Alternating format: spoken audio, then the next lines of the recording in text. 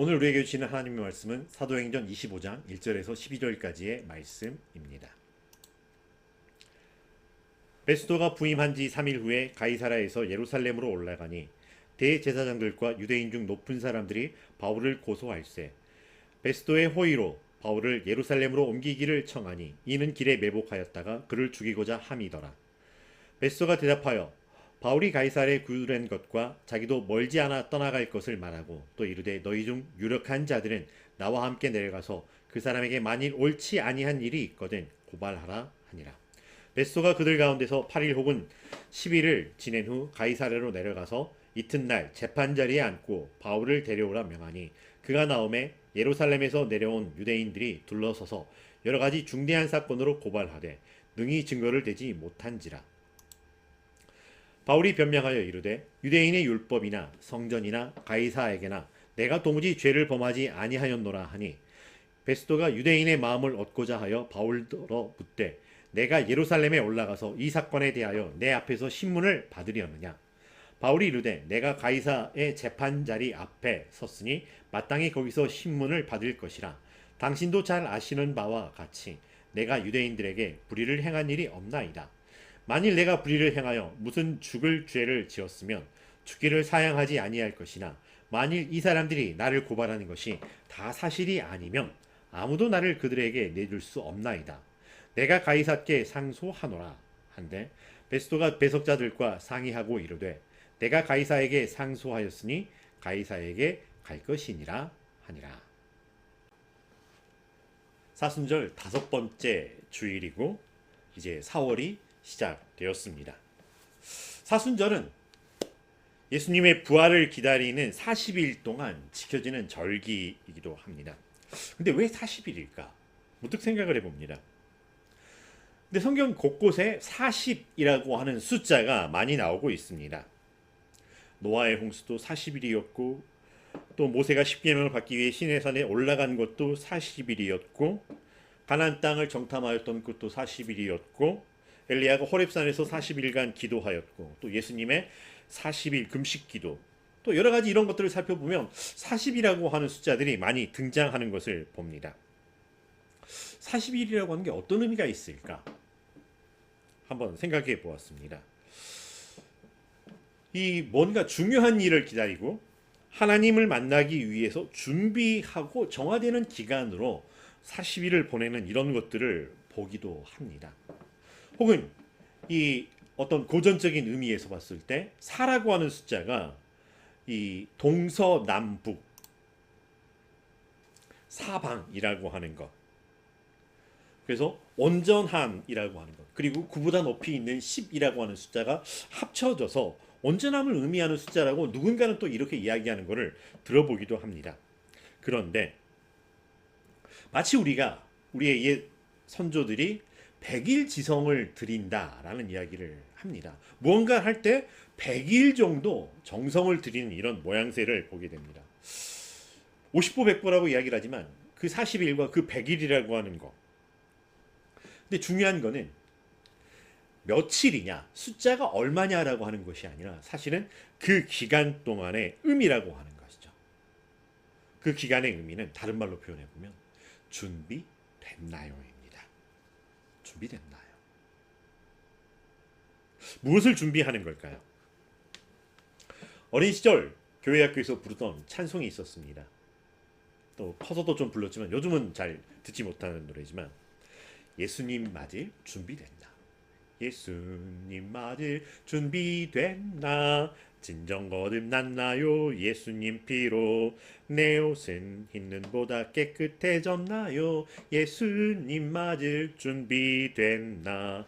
두 사람이 함께 맷돌 갈다가 두 사람이 함께 잠을 자다가 한 사람 가고 한 사람 남겠네. 예수님 맞을 준비됐나? 이게 1절입니다.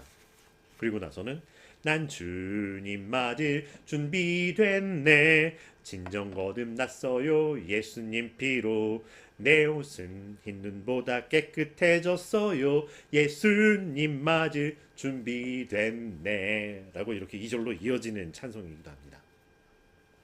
여러분 어떤가요? 이 찬양 아멘인가요? 예수님 맞을 준비 됐나?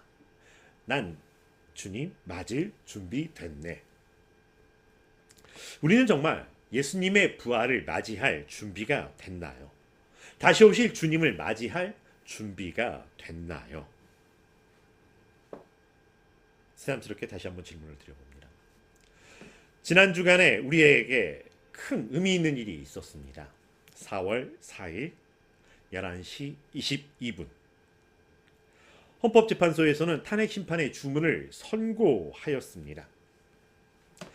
4월 4일 기간이 정해지기까지 도대체 언제 하느냐, 왜 안 하느냐 여러 날이 참 많았습니다.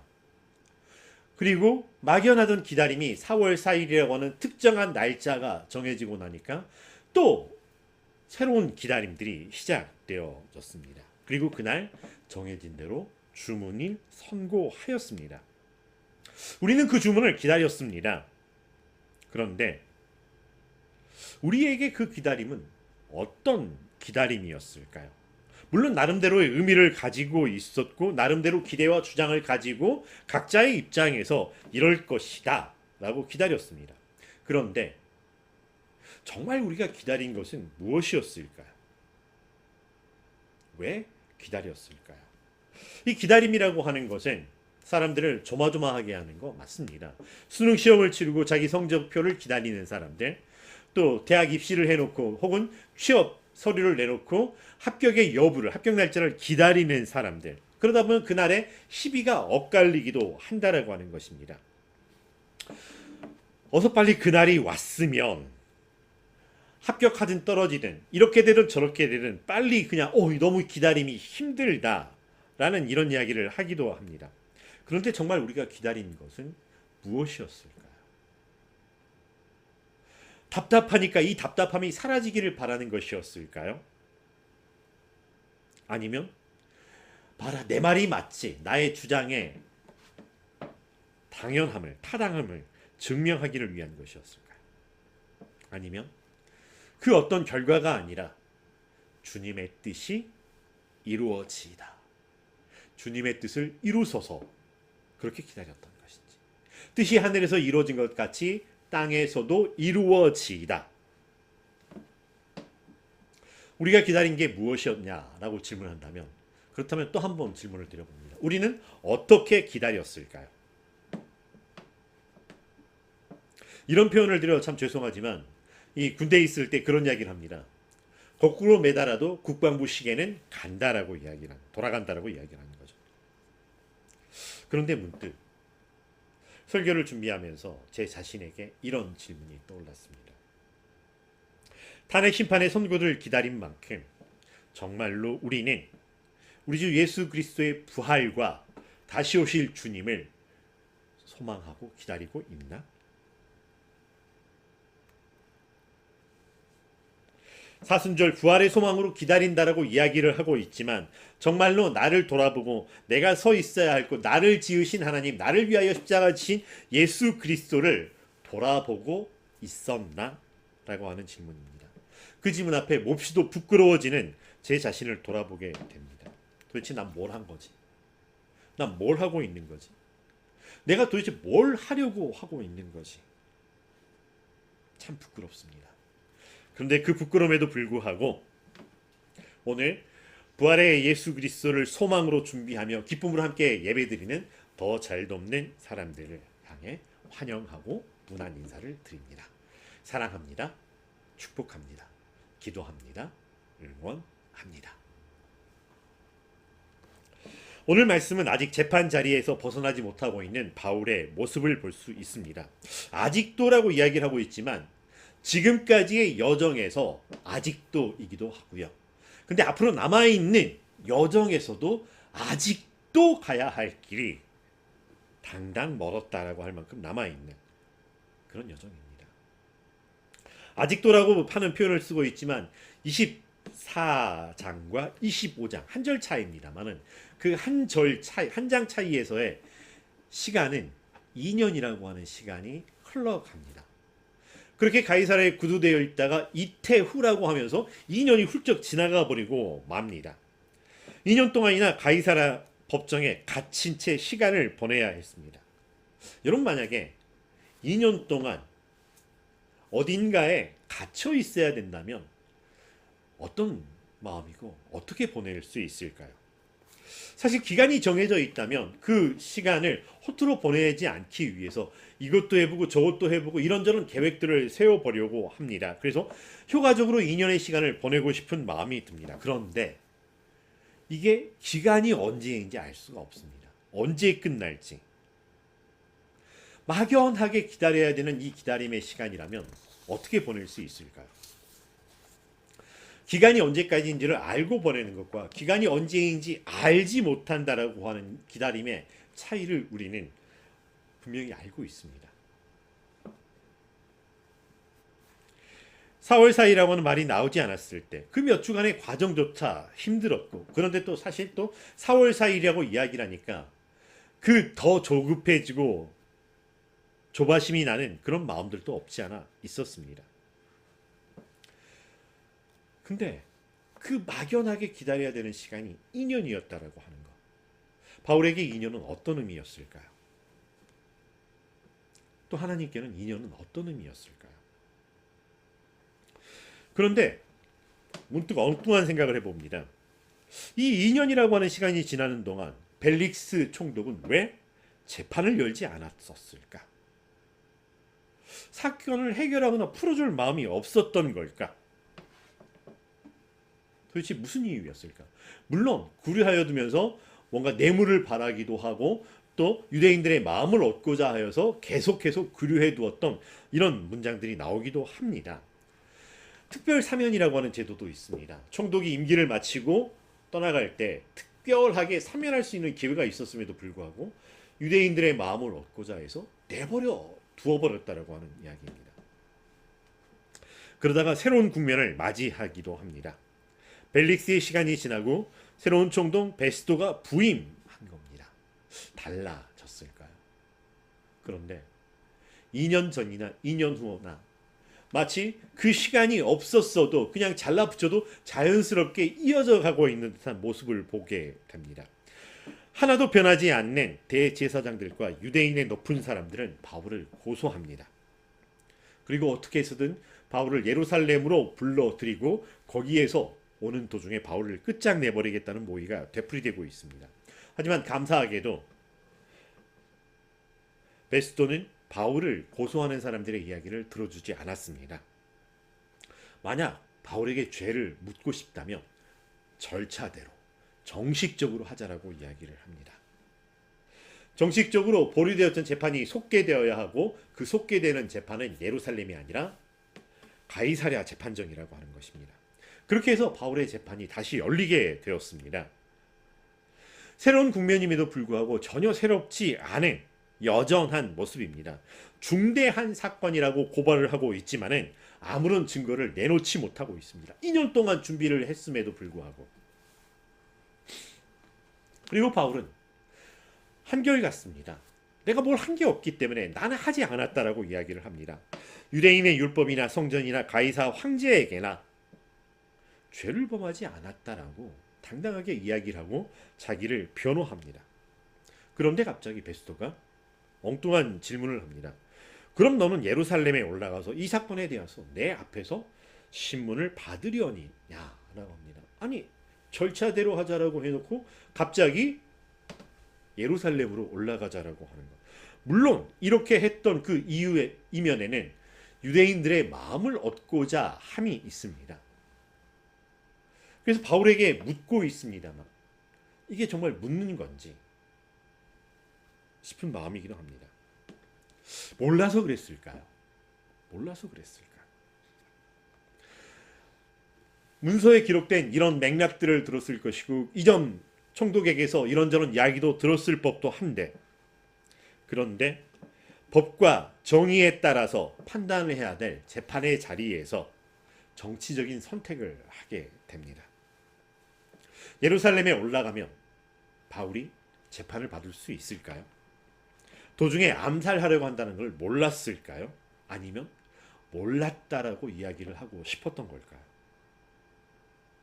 만약 바울이 올라가다 죽게 된다라고 하면 몰랐다라고 변명을 하고 분명히 동의를 했던 사건이라고 이야기를 하고 이렇게나 많은 군대들이 지키고 있었다라고 이야기를 하고 살인자를 잡으려고 이렇게 저렇게 신용을 하다가 흐지부지 끝나버리는 사건이 되지 않았을까. 근데 또 엉뚱한 상상을 해봅니다. 만약에 이 사건이 초대교회 때가 아니라 중세 시대에 천주교가 왕성하던 그 시절에 이 바울이 로마 교황의 특사쯤 되고 그래서 유대 종교 지도자들과 이렇게 충돌이 나서 일어난 재판이었다라고 하면 그때 재판장은 또 어떤 선택을 하게 될까요? 누구의 마음을 얻고 싶어 할까요? 그럼에도 불구하고 바울은 한결같은 모습으로 자신의 입장을 분명하게 표현하고 있습니다. 사변역 성경으로 살펴봅니다. 나는 지금 황제의 법정에 서 있습니다. 나는 여기서 재판을 받아야 합니다. 각각께서도 잘 아시는 대로 나는 유대 사람에게 조금도 잘못한 것이 없습니다. 만일 내가 나쁜 짓을 저질러서 사형을 받을 만한 무슨 일을 하였으면 죽는 것을 마다하지 않겠습니다. 그러나 나를 고발하는 이 사람들의 고발 내용에 아무런 근거가 없으면 어느 누구도 나를 그들에게 넘겨줄 수 없습니다. 나는 황제에게 상소합니다. 어떻게 보면 바울이 꽤 세게 나가는 듯한 모습을 사람들에게 보여주는 것 같습니다. 바울은 분명 단호하고 당당하게 자신의 태도를 표명하고 있지만 사실은 이 길의 끝이 무죄 판명되어서 석방되는 것이 아니라고 하는 것을 알고 있었습니다. 나쁜 짓을 해서 사형받을 만한 일을 했으면 내가 죽겠다라고 이야기를 하지만 내가 살고 싶다라고 하는 이야기가 아니라 사실은 이렇게 나는 예수 그리스도의 부활과 십자가의 복음을 증거하다가 결국은 죽겠습니다 라고 하는 말이 그 속에 담겨 있었습니다. 참 쉬운 말이 아니었지만 사람들이 보기에는 저렇게 빠져나가려고 무언가 길을 쓰는 것 같은 모습이지만 사실은 그 이면에 그렇지 않았다라고 하는 것. 오늘 말씀에서 그리고 그 전에서 이어졌던 맥락에서 등장하는 사람들의 모습을 보면 한 가지 볼 수 있는 게 있습니다. 사람들은 각자 자기의 자리에서 자기의 입장에서 자기에게 유익한 것, 자기에게 더 나은 것, 더 좋은 것을 위해서 무언가를 선택하고 있다라고 하는 것입니다. 벨릭스는 재판장의 자리에서 법과 사실관계를 따라 재판해야 됨에도 불구하고 뇌물을 받는 것이나 혹은 유대인들의 마음을 얻는 이런 뭔가를 위해서 마땅히 해야 할 것을 방임하고 있는 이런 모습입니다. 대제사장들과 유대인의 높은 사람들도 2년이라고 하는 시간이 지나는 동안에도 여전히 자기 고집을 꺾지 않습니다. 기어이 바울을 죽이고야 말겠다라고 하는 것입니다. 그렇지만 그렇게 만약에 마음을 먹었으면 무언가 조금이라도 노력했으면 좋았겠지만 자기가 맞다라고 하는 것을 위해서 뭔가 더 연구하거나 살펴보지 않았습니다. 무언가 성의 있게 더 준비한 것도 아닌 듯합니다. 그저 그들이 준비한 증거라고 하는 것은 너도 그렇게 생각해? 나도 그렇게 생각해. 그럼 그런 거지. 자기들끼리의 이야기 외에는 없었다라고 하는 것입니다. 무언가 성실하게 증거를 수집하려고 해도 증거가 없습니다. 증거를 조작하지 않은 한에는 나올 수가 없었던 것도 주지의 사실입니다. 하지만 적어도 어떤 신학적인 논리적인 반박을 하기 위해서라면 좀 더 말씀을 살펴보고 율법을 묵상하고 연구하였더라고 하면 오히려 하나님의 선하시고 기뻐하시고 온전하신 뜻을 분별할 수 있었지 않았을까 싶지만 그들은 그렇게 그 시간조차 그 기회조차 헛되이 날려버리고 말았다라고 하는 것입니다. 그저 그들 마음 가운데 바울을 죽여야 한다는 것 외에는 바울은 나쁜 사람이라고 하는 것, 바울을 악마화하는 것 외에는 그들이 할 수 있는 것이 없었던 사람들입니다. 새로 총독으로 부임한 베스도는 어떨까요? 그도 자기 소견에 옳은 대로 자기에게 더 나은 유익한 것을 찾아 선택하는 모습입니다. 그에게 중요한 것은 사회의 안녕과 평화를 위해서 법과 정의, 공평과 공정함을 지켜나가도록 책임을 다하는 것이 아니었다라고 하는 것입니다. 그냥 자기가 통치하는데 불편하지 않도록 유력한 사람들의 마음을 사는 것이면 충분했다라고 하는 것입니다. 오히려 힘이 없는 한 사람 바울은 로마 시민이었기 때문에 게르과도 같이 치워버리기도 무시하기도 불편한 그런 상황이었다. 얼른 치워버리거나 없었던 일로 빨리 만들어버리면 좋겠다는 마음의 소리에 더 귀를 기울이고 있는 듯한. 그래서 바울이 가이사에게 상소하였을 때 옳구나라고 보내버리려고 했을 수도 있을 것 같습니다. 바울은 어떠하였을까요? 바울은 어떤 마음이고 바울에게 더 좋은 것은 무엇이었고 그래서 무엇을 선택하였을까요? 나는 황제에게 상소합니다. 나는 유대 사람의 율법이나 성전이나 황제에 대하여 아무 죄도 지은 일이 없습니다. 나를 고발하는 이 사람들의 고발 내용에 아무런 근거가 없으면 어느 누구도 나를 그들에게 넘겨줄 수 없습니다. 나는 황제에게 상소합니다. 법의 절차를 따라서 항고하거나 상고하는 이런 모습을 취하고 있지만 바울이 원하는 것은 무엇일까요? 나는 죄 없습니다 라고 하는 것이었을까요? 자기의 죄 없음이라고 하는 것 뒷단에 담겨 있었던 나는 율법을 지키고 있었고 나는 성전의 죄를 짓지 않았었고 로마 시민으로서 황제에게도 당당합니다.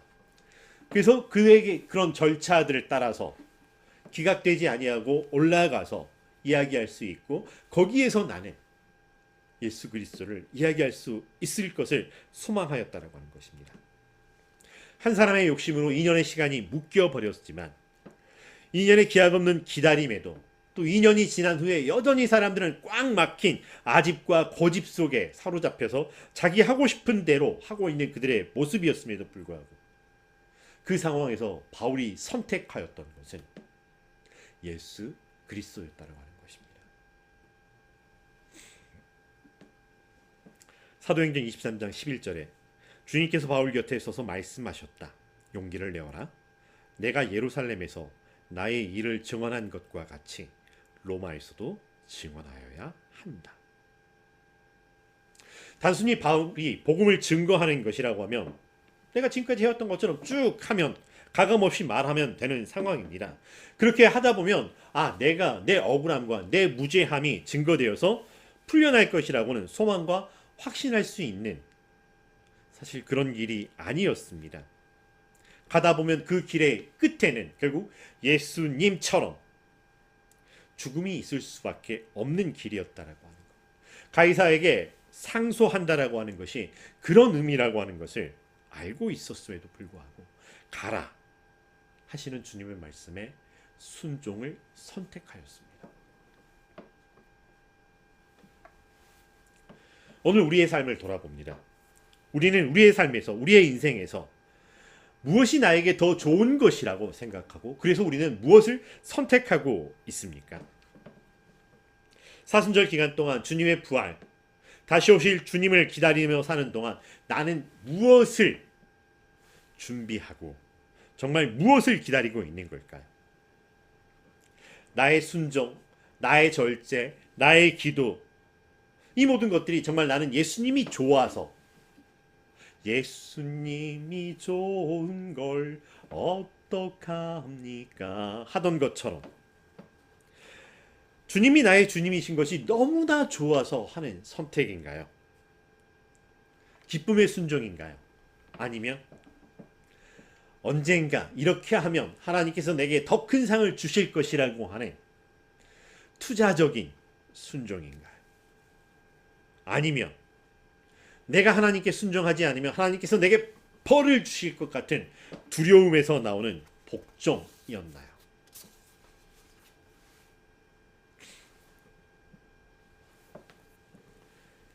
예수님의 부활, 다시 오실 그 소망이라고 하는 것. 너무나 영광스럽고 아름다운 것이고 은혜로운 것입니다. 그러나 예수님의 부활이 있기 위해서는 그 전에 예수님께서 그 십자가의 처절한 고통 속에서의 죽으심이라고 하는 것이 있었고요. 세상 권력에 붙들려서 멸시와 조롱과 음모와 모략 앞에서 이리저리 수치를 당해야 되는 것들도 있었습니다.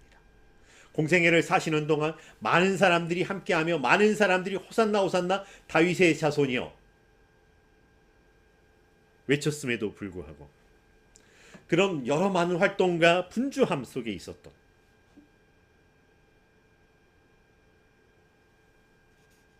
그런 예수님의 사역과 죽으심과 부활, 그 이후에 제자들은 예수님의 부활을 다시 만나고, 그런데 부활로 끝나는 것이 아니라 그것을 증거하기 위해서 다시 십자가의 고난과 같은 고통을, 그들의 십자가를 지고서 살아왔어.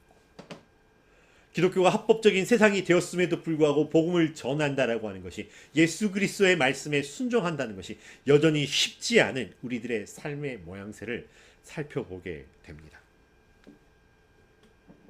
내가 알고 있던 것과 예수님이 내게 들려주신 말씀, 예수님이 나의 구주이신 걸 고백하기 위해서 내 기존의 세상들을 무너뜨리고 거기에서 오는 갈등과 혼돈과 혼란 속에 있었음에도 불구하고 우리가 끝끝내 선택하고 우리가 더 나은 것이라고 바라보고 소망을 품었던 것, 예수 그리스도였다라고 하는 것. 우리의 남아있는 생애를 사는 동안에도 끝날까지 우리에게 더 나은 것이, 소망을 주는 것이, 위로를 주는 것이, 힘을 주는 것이, 기쁨의 근원이 예수 그리스도이기를 간절히 바랍니다. 내가 무엇을 해야 할까? 뭐가 더 나은 것일까? 방법의 모색 이전에 예수 그리스도를 먼저 기억하고 고백하는 우리가 되기를 바랍니다. 본립도생이라고 하는 말이 있습니다. 근본이 바로서야 비로소 길이 열리게 된다라고 하는 이런 이야기를 이야기하고 있는 옛 어르신들의 말이기도 합니다. 나의 근본, 나의 근원이 무엇이었나라고 하는 것입니다. 무엇을 선택해야 손해보지 않을까? 라고 하는 사람들의 기준에서 벗어나기를 간절히 바랍니다. 그렇다고 손해보라라고 하는 것이 아니라 바울이 무죄를 주장하였지만 오히려 이 무죄를 주장하는 이유 근거에도 예수 그리스도의 복음을 증거하는 것을 끼워 넣었던 것처럼 우리의 하는 그 모든 것들이 예수님 때문에, 그래서 예수님 때문에 마구잡이로 주먹구구시로 밀어붙이는 것이 아니라 지혜 안에서 하나님 사랑, 이웃 사랑으로 드러나는 우리의 삶이 되기를 간절히 소망합니다. 그것을 위해서 우리는 말씀을 묵상하고, 그것을 위해서 우리는 기도하고, 그것을 위해서 우리는 순종하고 있다라고 하는 것입니다. 이미 주셨던 더 좋은 것, 더 나은 것을 볼 줄 아는 우리의 삶이 되기를 간절히 바랍니다. 시간이 가기를 기다리는 사람들이 아니라 시간은 오게 될 것이고 주님의 때, 하나님의 시간, 하나님의 때는 오게 될 것이기에 오늘 하루를 살아도 한 시간 한 시간을 보냄에 있어도 주님과 함께 주님 앞에서 주님의 제자로, 주님의 자녀로 살아가는 우리의 삶을 통해서 하나님의 뜻이 하늘에서 이루어진 것 같이 이 땅에서도 온전히 이루어지는 것을 드러내는 하나님의 임재의 통로가 되기를 주의 이름으로 축원합니다. 기도하겠습니다. 사랑과 은혜가 충만하신 여호와 하나님, 우리가 무엇이간데 하나님 우리를 사랑하여 주시고 우리를 불러주시고 우리에게 정말 좋은 주 예수보다 더 귀한 것은 없고 더 좋은 것이 없음을 알게 하여 주셨는지요. 우리의 근원이 예수 그리스도임을 고백합니다. 흙에 불과하였음에도 불구하고 흙이 아니라 하나님의 형상이며 예수 그리스도가 우리 안에 있음으로 말미암아 하나님의 자녀가 되었던 것을 기억하여 이제 하나님 앞에서 하나님의 자녀로 살겠습니다. 무언가 꽉 막혀 있는 것처럼 이러지도 저러지도 못했던 삶이 아니라 그 벽 앞에 있음에도 불구하고 우리는 하나님 앞에서 하나님의 자녀로 오늘 하루 살겠습니다 다짐하며 십자가의 일을 걷게 하여 주시고 성령님 인도하여 주시옵소서. 예수님의 이름으로 기도합니다.